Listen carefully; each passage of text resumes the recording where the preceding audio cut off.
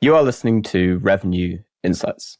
Today, I'm delighted to be joined by Lisa Trumbley, Director of Data and Revenue Operations, who has spent the better part of a decade scaling Versature from startup to scale up.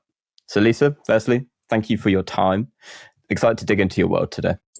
Thank you for having me. So I just want to kind of clarify that I am currently in between things, but it was the last role that I was in for the that was the better part of the 10 years that I really was just very grateful to have the opportunity to be involved in such an exciting space. Versature started.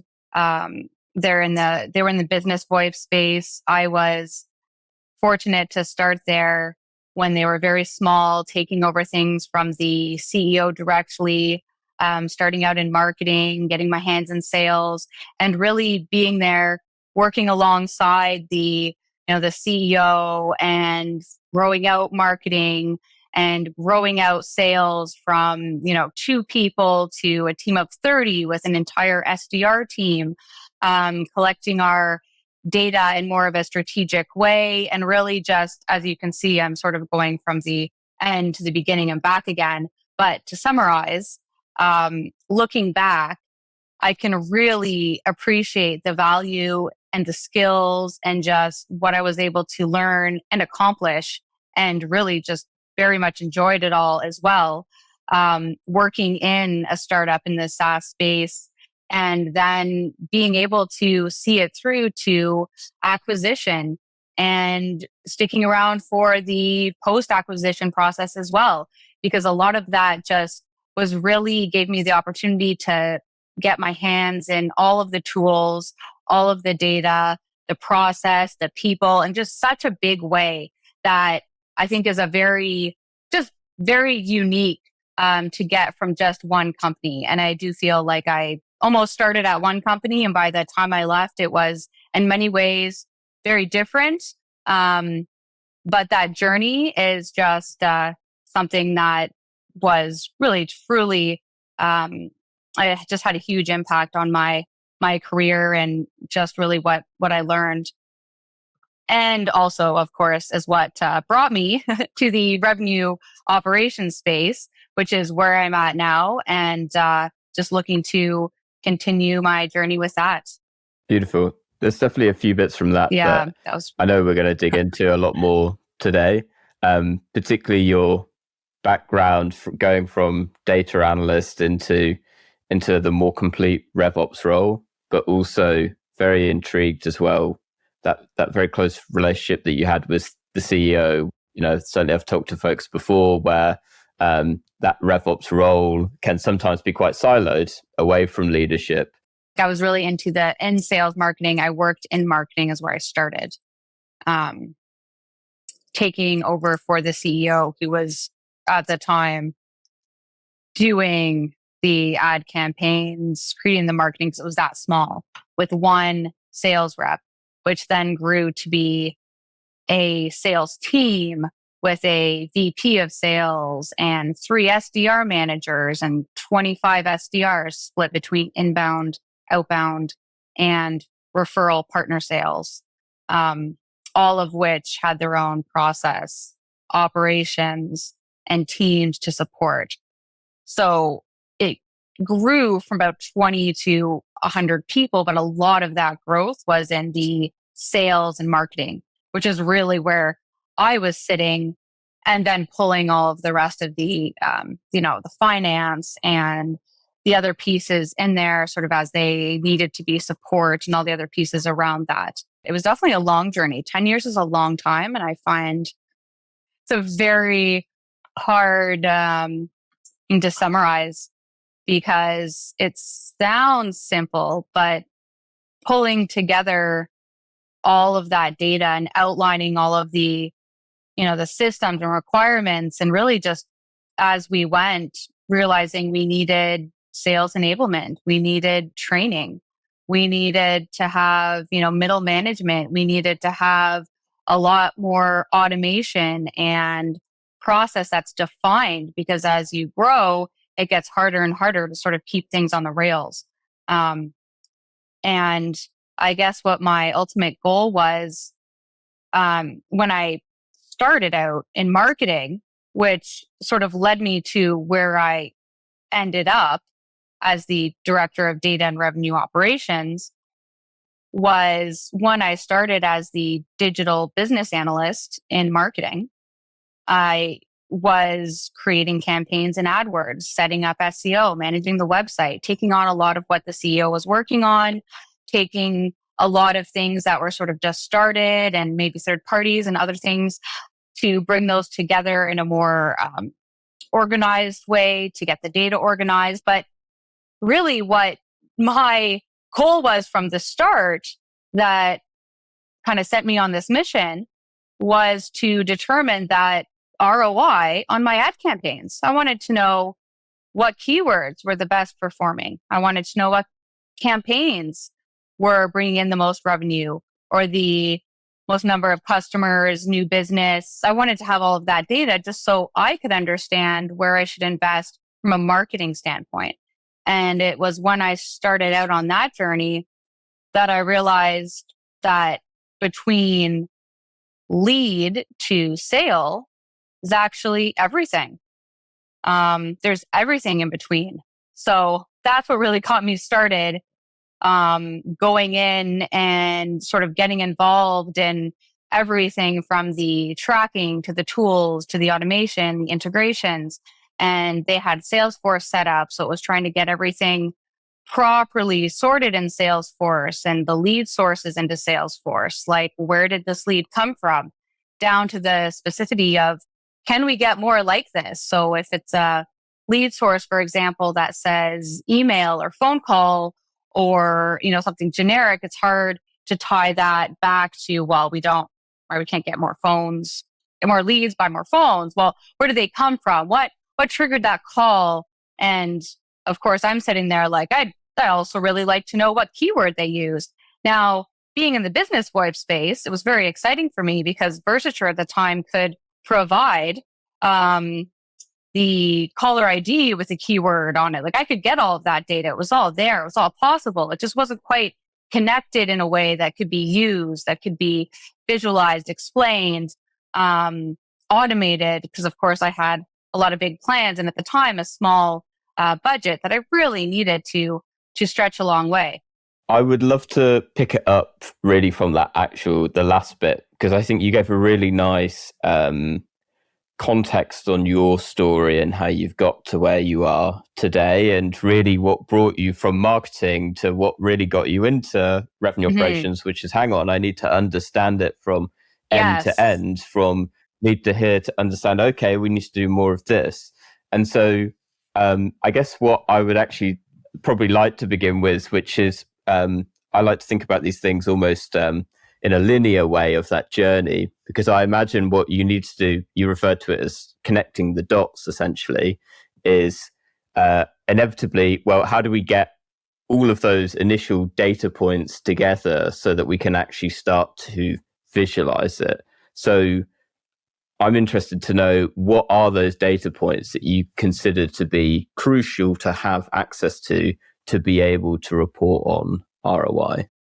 So the specific data points were where the lead came from. So it was the source, and it was having the details. So really it was linking that lead and keeping that information through the sales journey.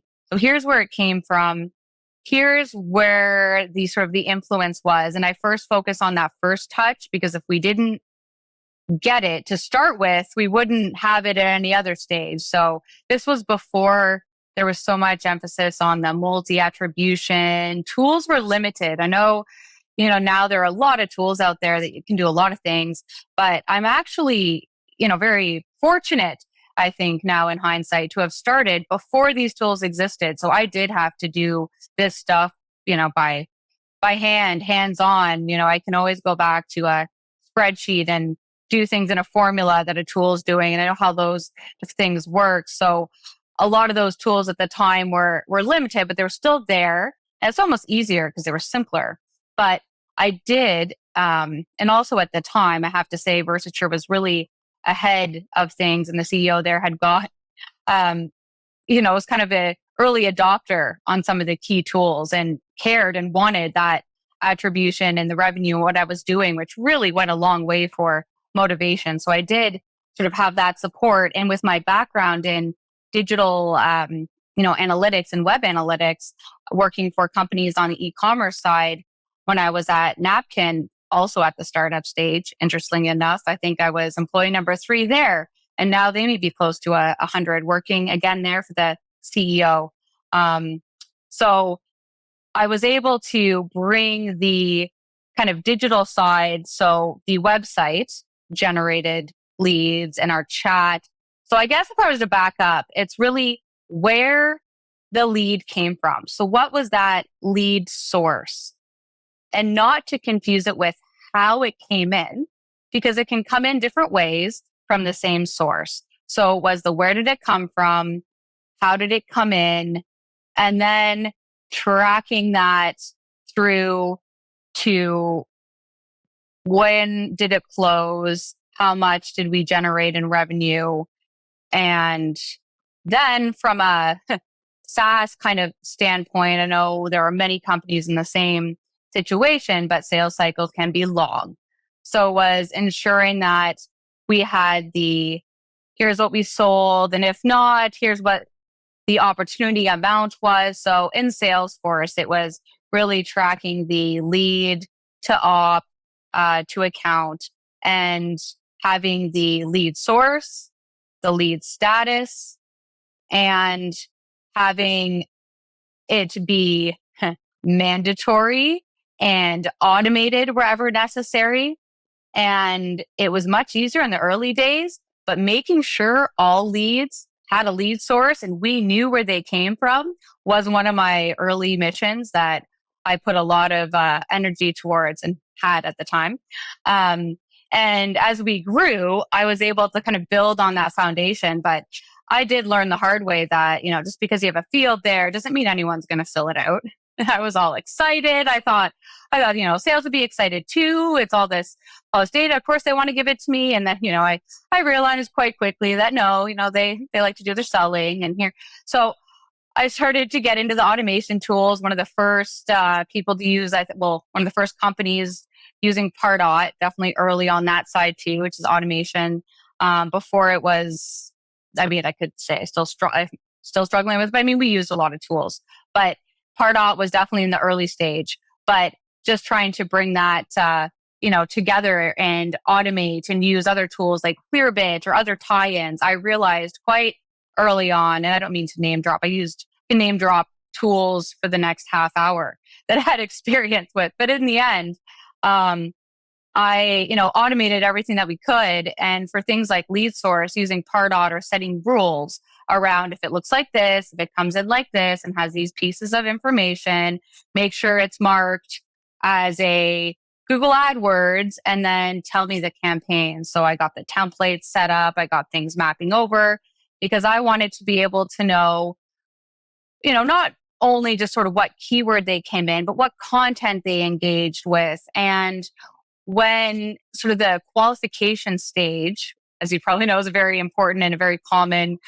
sort of challenge in the RevOps space, is to identify and be able to have all of that data so that, and I knew even then, which I'll get back to now, it's kind of the problem with kind of seeing everything maybe from the, seeing too much early on, but I did set myself up for this. So it was something very special to know that after 9 years, I could look back and what I had set up was finally, and it was worth it. I can benefit from that now because I did set up that, CRM knowing that, yes, I'm not going to know all the data I need now. I know that, clients are going to change. I know that people are different. I know there's different motivations. Behavioral psychology is a whole other piece that I just side interest and love. But I really outlined it in a way that could just be repeated. So any data that we could get automatically, we did. and I would map that over. I wanted to know industry. I wanted to know the size of business. I wanted to know anything that would allow us to intelligently sort of differentiate something. Like, as in, if to put it simply, if you would do something different, right, with a certain data set, right? If it was A or B, if you do something different, if it was B, then let's get that data. If it's really doesn't matter, we're not going to treat them differently, or you don't have the resources, let's not bother. But because at the time, a lot of the work was setting up that template and getting it in, I did ensure that we got in, the details that we needed, even though at the time, volume was small. So it almost seems like, well, why would we need that? And why would we need this? But I thought there's sort of generic terms. And really, it's just the conversations, because an event, it doesn't really say enough. Well, what type of event is it? Because we would attend, maybe cannabis events, we were getting into that space. So it's a very different thing to look at an ROI on events when, yes, I'd like to know events as a whole. I'd also like to know the individual ones, just like campaigns and keywords, because of the similarities. And at the end of the day, I know, as everyone knows in RevOps space, that timing is everything. So if you're looking at your keywords, or like you could roll all of that up, but if timing is, still involved, and it was a great campaign, right keyword, right target, but the timing was off, then it's going to give you that, data that can be misleading. So I was really protecting the truth in the data. I was it's sort of where I come from on that kind of a mindset from napkin days, I guess, as a data first, kind of analyst first person, wanting that to be exclusive. And so we set drop downs so you could pick event. Yes, you could still have your events, but then down the drop downs, there was individual events. We ended up, rolling different things together. So there's certain, keywords, there'd be paid lead programs, outbound lists. And then we wanted to divide the highest level from, well, wait, there's inbound, there's outbound, there's referral. These all behave very differently, which I only knew because we tracked all of that data to know how they behave differently. They close differently. So yes, I think I listened to the latest benchmark report, or read about it. And, the 30% win rate, like the whole average, I tried to get that out of the, sort of the hidden insights in the blended average, right? The sort of the 30%, yes, but I'd see 50% to 10, right? And you start, well, so yes, you could say 30, but you can't take that and apply it to all of our segments. And so it was really breaking it down to say, okay, here's where we need to focus. And then here's where it looks like, which I guess is kind of going towards the end. But when I was setting that up, I knew that's where we wanted to go. Like deep, that's sort of a space that I've just always loved, and sort of allowed me to kind of see the big picture of, okay, I know we're going to need this. Here's what we're going to do. All right, it's going to be a long journey. Here are our tools. Here are our people. As we grow, we're going to need this. So we just kind of, I worked with the, the COO as we grew marketing, the, VP of marketing, VP sales. And really, because I had that, here's where here's all of our systems. We know where everything's coming in. I then worked with the sales to go, okay, so here's our lead, made a process around, here's when a lead's going to convert, right? Here's when it's going to convert to the op. A lot of that is with sales and marketing. I was working in marketing, so I ensured that all of that data was there. And on the sales side, it was making sure that the stages were aligned and that all of the data mapped over from lead to op and from op to close, and that, close dates were accurate, and of course the stages. And I started realizing that here's my, leads and marketing. And very quickly I'm talking to the sales guys wondering, well, what's going on? So I can really appreciate that sort of relationship, and some of those pain points from almost all the different departments kind of skipped over the fact that one of my early projects was building out sort of compensation models for sales and for the sales team, and trying to tie that to motivation to do things like make the right calls, right? Call the right prospects. They got all these people. They had duplicates. We had times where I may have been calling the same people, but it was taking all of that going, wow, all of this makes it almost impossible to track the return on my little AdWords investments, right? Which by no means was everything the company was doing at the time, but it was everything to me. So that is where it started, because I am looking at that, whatever it was, maybe $5,000 and spend, which is like nothing now, but I had to stretch that. It was different. And I wanted to know exactly where those leads went. Why didn't they close? Why didn't they get called? No, I did call them. I get back. Well, I didn't see you called them. Wait, where are you logging it?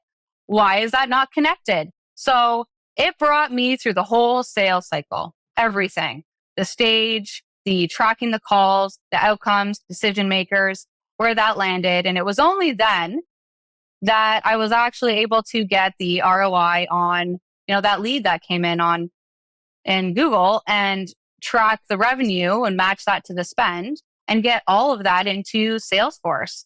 And, everything was pretty advanced at the time, and all of the teams were pushing. So customer success was sort of growing and doing the same thing. And it was just full of, that's why I love startups so much. It's just the passion and the people have so much power, and everyone was just pushing ahead. So, in the matter of, I just want to say a couple years time, it's just the growth and the process, and it feels like everything was there. So once the foundation was there, and the fields were set, and we had to change this. Of course, it wasn't, not going to say we got it all right the first time, but we did just continue pushing, and we were in there making those changes, learning, and so we had it all set up quite early on. And yeah, it was exciting, and we knew exactly where our leads were coming from. I had dashboards that told us where all the revenue was, where it wasn't, and we were tracking leads from source through to sale and even through to lost by the end of the 10-year period. But all of that did get done in the early days. I love the clarity on getting to a point where you had data that you could really trust in, and that then I think inevitably leads to where I'm now curious to understand, once you've got the data in place, once you've got the dashboards and the visibility of where revenue is coming from, when you're able to prove through the value of those activities, what kind of decisions does that insight enable you to do? And perhaps it's you, perhaps it's your CEO, perhaps it's your marketing leaders, sales leaders, anyone within the business. I'm interested to know perhaps the top 3 kind of decisions that it helps them to do more effectively, because they have that data, because they have that visibility. For sure. So one of the, I guess, some of the major areas of forecasting, prioritization, and qualification as well.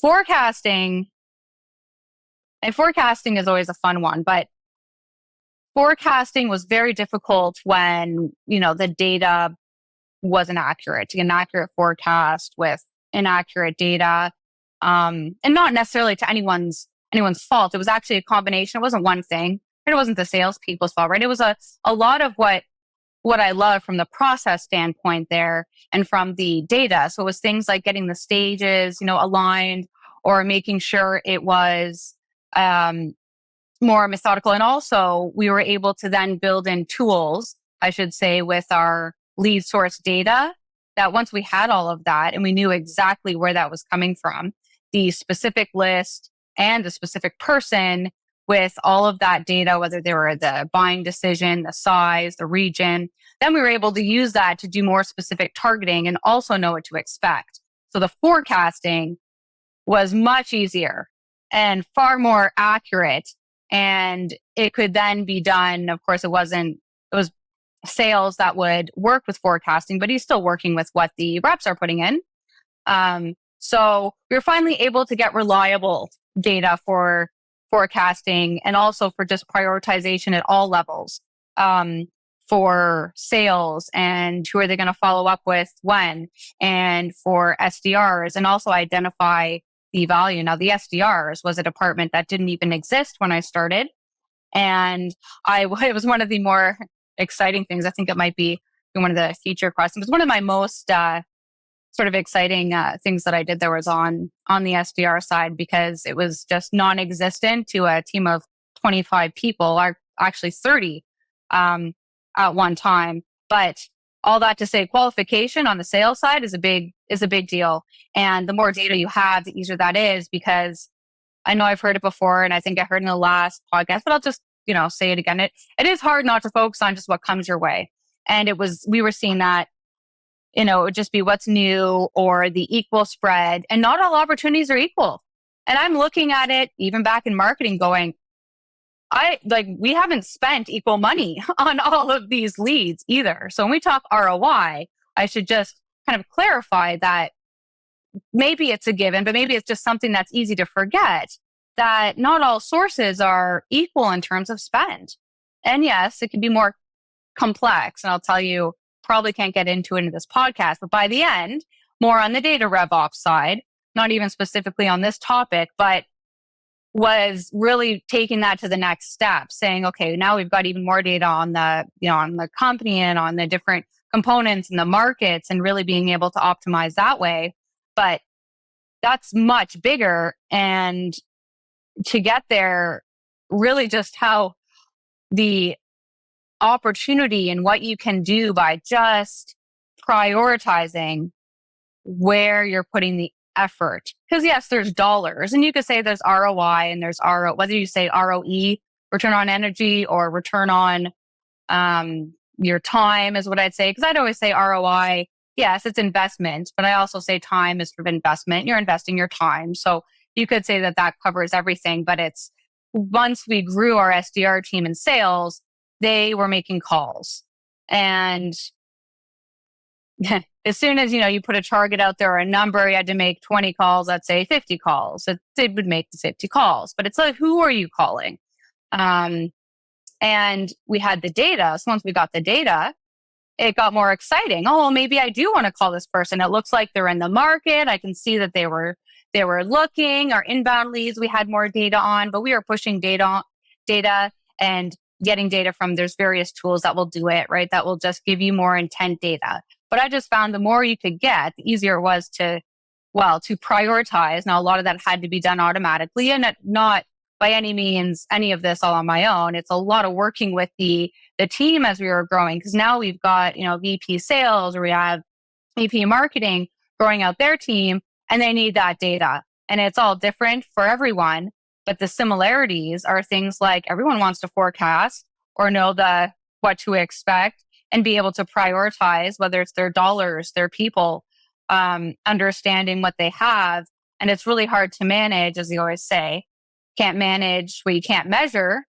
And it was a challenge in sales and marketing first, until we were able to get the data. But it was very fortunate that at that time, I was surrounded with just very smart people at the CEO and the COO and those co-founders, that the scaling seemed to be just aligned, especially in those days, that it was just enough push, but not too much. So it never got out of control. So it was a nice kind of build up in our CRM, so that we could build on those forecasts till we got, that 95% accuracy, build in those tools to see if the automation tools were actually matching what we were already doing.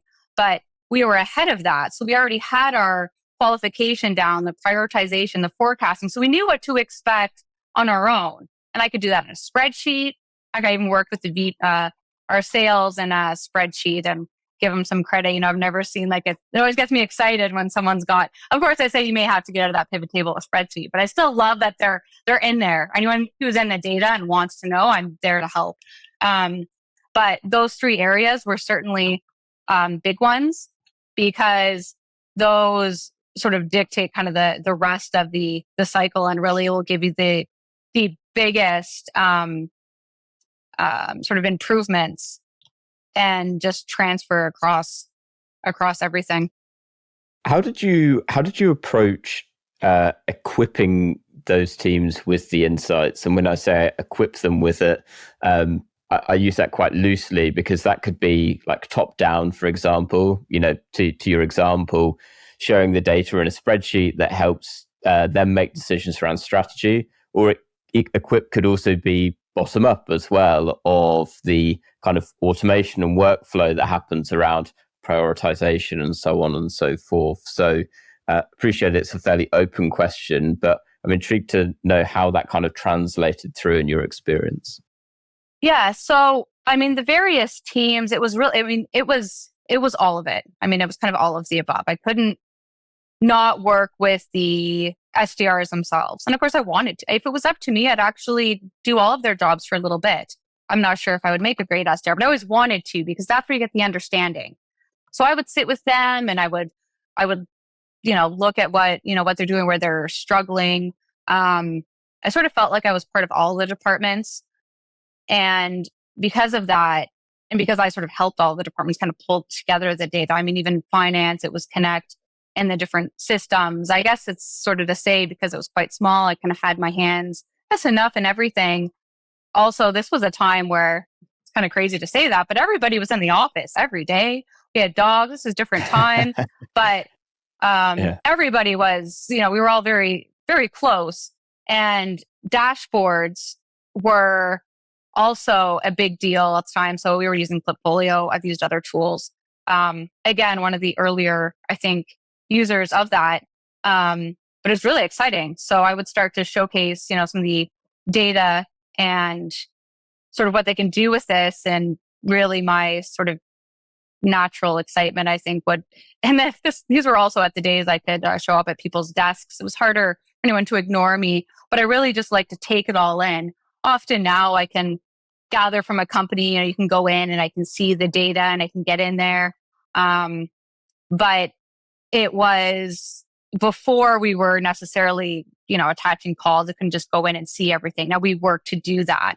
Like I said, Versature being a VoIP company, which then, was acquired and became Net2Phone Canada. So if you hear those two exchange, it is because over that 10-year period, it was acquired. It did become Net2Phone Canada.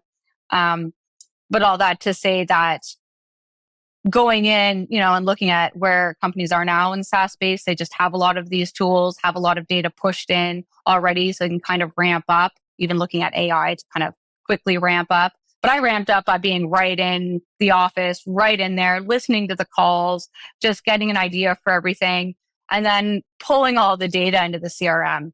Our CRM became our source of truth. That's where everybody was using, but it was trying to get everything to one place, whether it was in and out. You can get tools that do anything, but it was getting data out of, you could say that was another goal, was getting data out of spreadsheets into Salesforce and just into a usable format for everyone. And the managers were excited to use it. And the teams really specifically breaking it down without kind of politics, everything else aside, everybody, it was beneficial. If I was doing it, it should be helpful.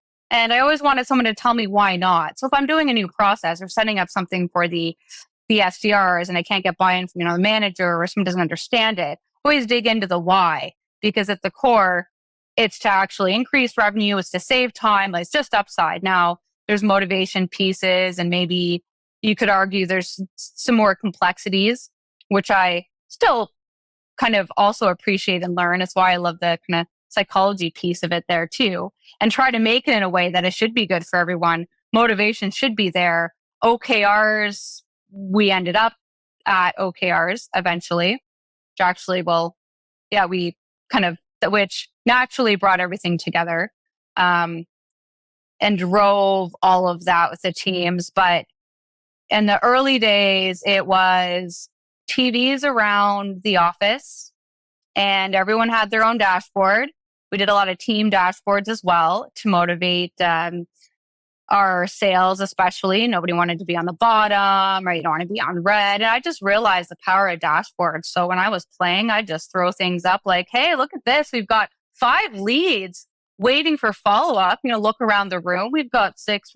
So that's just an example. So again, not trying to call anyone out. It's those types of motivating dashboards. Of course, you'd look up there and go, oh, I better grab that one, or what's going on? And because it was new, it was really exciting. Like now, I think dashboards are more common. Everyone's like, what do you mean you don't have a dashboard?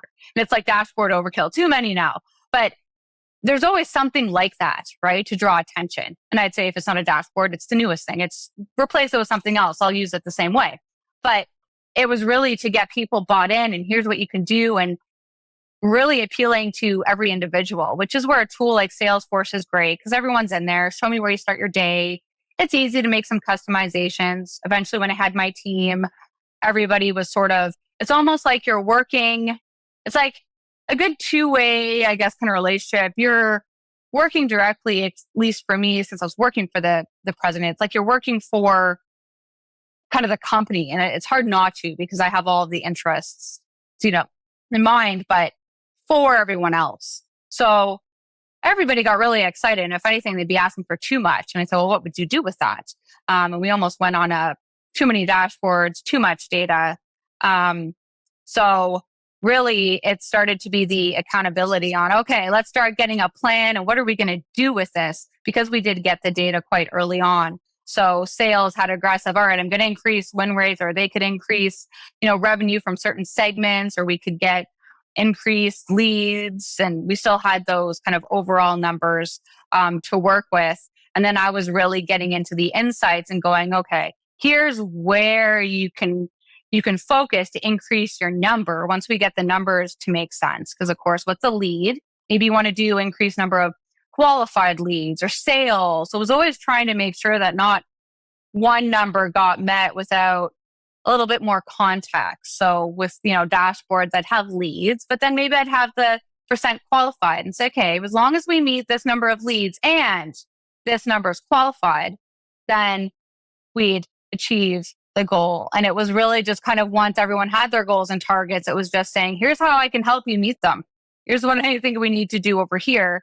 Here's what's going to save time. Here's what's going to prioritize, and looking at some of the tools that we added and cadence that we ended up, building, then the automation and all of those pieces kind of went from there. And before it started to scale, right, and get very large, it was, you could really kind of get your hands on all of those pieces and strategy, which everyone did at the time, which was very exciting. And not sure. Hopefully, I probably answered your question. Hopefully, and so always feel free if I'm just kind of rambling on. It's there's a lot to this space as I'm realizing more and more. So it's I think you actually summarized it really nicely, and actually one of the bits I was just noting down at the end there as you were talking that I thought was really nice was actually connecting the dots between OKRs and the insight itself, because often what comes up a lot when I talk to folks in RevOps is, okay, I've got all this amazing data and insight, but no one's listening to me. They don't get it, and what I actually really like about what you said there is really connecting the dots between, okay, you've got an OKR, so objectives and key results for anyone uninitiated, where, it might be to improve for a rep, it might be to improve their win rate or shorten their sales cycle, or to improve the rate at which they are qualifying like prospects, for example. And what I really like is how you and this is how I interpreted it, is start to connect the insights that you have together with that OKR. So that's what you've got to achieve. Well, the data is telling me this. If you do X, Y, and Z, that's going to help you to hit that target. If I was the rep receiving that information, be like, okay, I get it now. Now I understand why I should be doing this. Yeah, and it's funny. It's like the sort of what AI, I guess, is kind of looking to. It's that, okay, here's what you do, and you can get this extra, and it's extra dollars. It's very similar to what I guess I would do at Napkin as well. A lot of their value and a lot of where I guess I can, credit the guy there. I will give credit to the CEO, to Jim, who really he drove that in my early days, 15, 16 years ago now. Wow. No, I just feel old, but it really drove you got to tell them what they need to do, right? And just tell them how that's going to matter, right? What do they expect to achieve? And trying to write these sentences, which seems so crazy at the time, that, by doing this, by doing X, you can increase revenue by X over like a very stable, where somebody would be crazy not to want to do that. So although setting OKRs is hard, and targets, right? Like getting those right aside, once you have those, it's absolutely tying everything back to here's how that is going to get you towards your goal. Here's how we're going to win more. Here is how we're going to do it. But I guess the point being is not the same for everyone. So it wouldn't be the same as even in the end working with the managers who are more kind of front facing to their teams, and then the VP who's worked on the managers but still kind of overlooks the whole piece, right? It's all those different motivators where, okay, you can only show so much to so many people like at one time. So I love being in all of the data, and I ended up setting up a very detailed, but also kind of rolled up to sort of a basic sort of funnel view. And then I had some dashboards around that as well. But that just really kept an eye on everything that was any sort of trigger point from, lead to closed, lost, or won, with things in between from a stage point that historically over, 10 years was tracked and in an automated way, to kind of keep everything on the rails and trigger any kind of individual, I guess, at the higher level on the strategy side to make sure everything's moving along the right direction. But just the way that I think and the way that I'm in everything, that I would, like you said, many RevOps, like you're in those tools, right? You see that data. And you may think what you see is what someone else sees, or what is common knowledge, if it's not. But it's only good if it can be actioned, right? So it's really pushing to say, okay, that's enough of the so what metrics, or the that's nice, or even if you hit target or not knowing if you hit target. So it was pulling it all together. OKRs was a great approach, which you have to credit my the president of Netphone, one of the co-founders of Versature, really pushed that to get going, which is not an easy exercise. And of course, you struggle through it, but start aligning things together to realize, wow, this is really, I do believe there's a lot to that. Because it makes everything else that I had struggled with so much easier, right? Because then, okay, they need to listen to those insights. Like you said it right, just because that's their OKR. They know that's their goal. Everybody wants to hit that goal, right? Like they do want to reach their goal, and it's clear, and it helps drive that priority sort of naturally. And if you want to and have the framework you did to measure the success, then it's, okay, well, here's our plan, and here's what we're going to do. And as long as that aligns to the goal, then you just continue growing, you continue, increasing profitability, and it just keeps everything aligned. Now, this does assume all of those goals are correct, but even if they're not, and you have a percentage of them, right, you can still push through, because you don't have to have OKRs that necessarily make sense. So it's not saying, oh, well, as long as everybody's tracking towards their goals. It assumes a lot more than that. But for our journey, that piece was really that kind of final one that just really secured it's kind of the glue in keeping everything together. And and that really made it much easier to get the buy-in. Yeah, fantastic. Lisa, we're coming up to time now, and I actually think that you've summarized it really beautifully from end to end in many ways. There's many different rabbit holes that I would love to take from here, but I feel like this might be about a 2 to 3 hour podcast episode. So maybe we'll have to come back together and start to explore some of those rabbit holes a little bit more. Oh, I love rabbit holes. That sounds great. Sign me up. If anyone listening would love to hear more of said rabbit holes, reach out to me, or send a message to Lisa, and that's actually how I'd like to end it. Lisa, for anyone listening, perhaps they've got any questions of how you did it at Versature and later Net2Phone, where can they find you? You can reach out on LinkedIn. I've got some other projects and get a chance to talk about going on now, but mostly I am still looking for that next thing at this current moment.